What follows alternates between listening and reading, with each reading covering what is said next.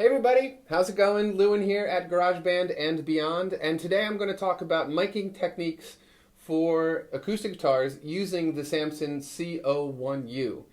So let's get right into it. As you can see, I have my Samson set up here on my stand, and one really important thing, and I'm just going to throw this out at the beginning, whenever you have the microphone sort of, wherever this part of the boom stand is, you should have the leg on the tripod stand in the same place. That way, wherever the bulk of the weight of the stand is supported by a leg under it. All right, enough of that.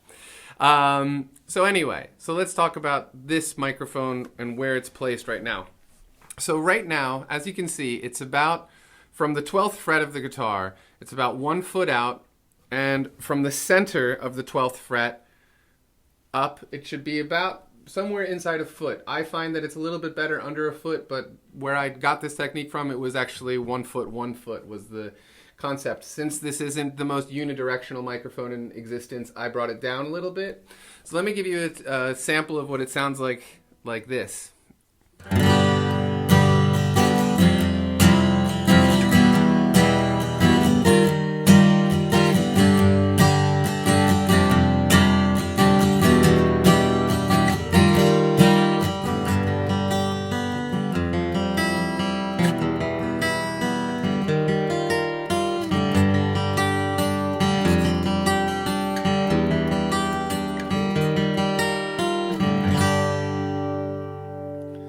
Right, so I personally, this is my new favorite. This position I really like because I think it captures everything really nicely for my guitars. I get all the high end, all the low end, all the mids. It seems really nicely balanced. It's a nice placement, and it's one of the newer techniques that's available for anybody, but newer techniques that you're finding a lot in all the pro recording studios now. When I go do session work, this is one of the most popular new positions that I'm starting to see. But let me set up a different miking technique, and I'll be right back, and I'll show you some of the more traditional ones, and I'll let you hear what those sound like. All right, so cut to the next scene. All right, so you can see that I've switched the mic position, and this is what's commonly referred to as the 12 at 12. So this is pretty much directly right in front of the 12th fret of the guitar and 12 inches out. From here to here is an average of a foot. Again, these are, loose numbers. You can just sort of eyeball that. So let's hear what this sounds like.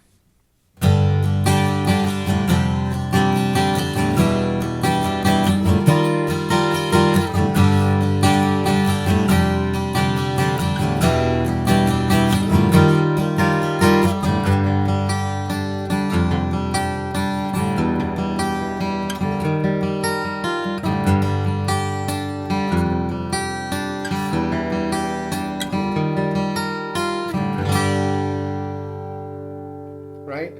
So as you can probably hear, this position captures a lot more treble, a lot more pick noise, a lot more, it's just a much brighter sound. And this guitar that I have is sort of a dark, it's got a lot of bass to it. This position works well for this, especially if I'm recording more pop type of tunes where like the real body of the guitar isn't necessarily necessary. More of like a rhythm guitar thing is really what we're going for in those kinds of mixes. So this position works really well for that. The third position I'm going to show you is actually one I just learned from watching every Beatles, recording ever that I could find. And you'll see this next technique I'm going to show you. You'll see this a lot in any of those old Abbey Road videos that they made. And so let me come back in a minute and we will show you how that is set up.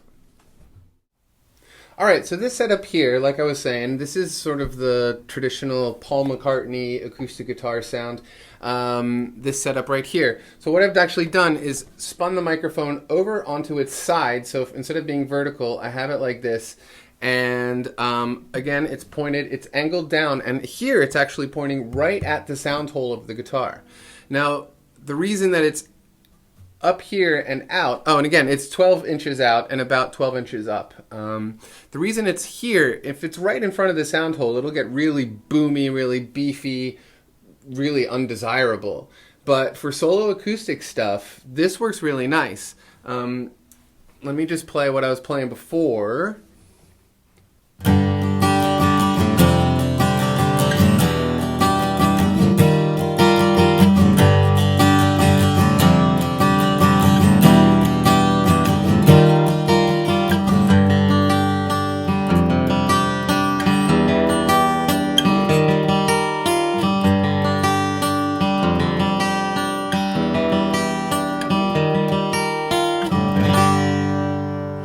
Right, so you can probably hear already, I'm sure that you could hear that this is a lot more beefy sounding. It's a lot, it's got a lot more body to it, you know, so you might, you know, for like Yesterday, I know that they use this technique on when they recorded Yesterday, you know, which would be like,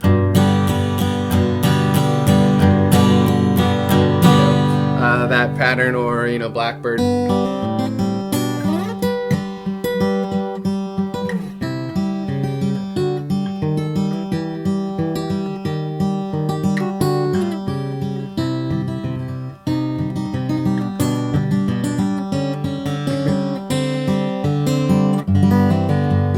I haven't played that one in a while. So anyway, so those are the three, you know, the techniques that I'm seeing a lot, and especially if you're only using one microphone, which, you know, all of us on GarageBand are, since you can only record one track at a time. These are techniques to experiment with. One thing too is when you set these up, if you choose one of these three different patterns, move around. You know, I mean, I'm on an office chair, so I can experiment with exactly what position, and, you know, it's a lot easier for you to move around and experiment with what sounds good. Listen to it in your headphones, look for the sound that you like, and work with that.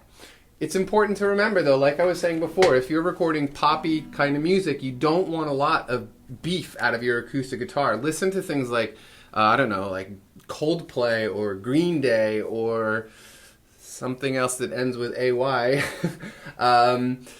you know, and listen to the way the acoustic guitar is recorded there. It's usually very like strummy sounding. You hear a lot of pick, you hear a lot of high end, a lot of the rhythm part of the rhythm guitar section, right? That's why it's a rhythm guitar. It's adding a rhythm, almost like a shaker. A lot of times you'll hear that sort of similar high end like a shaker. So that's sort of more of a mixing tip, but anyway, those are the three techniques that I think will serve you the best, and I hope that they do. Let me know if there's any questions you have, and thanks for stopping by. Please subscribe. Please click on the link to the right and sign our mailing list, and we'll keep you updated. All right, have a nice day.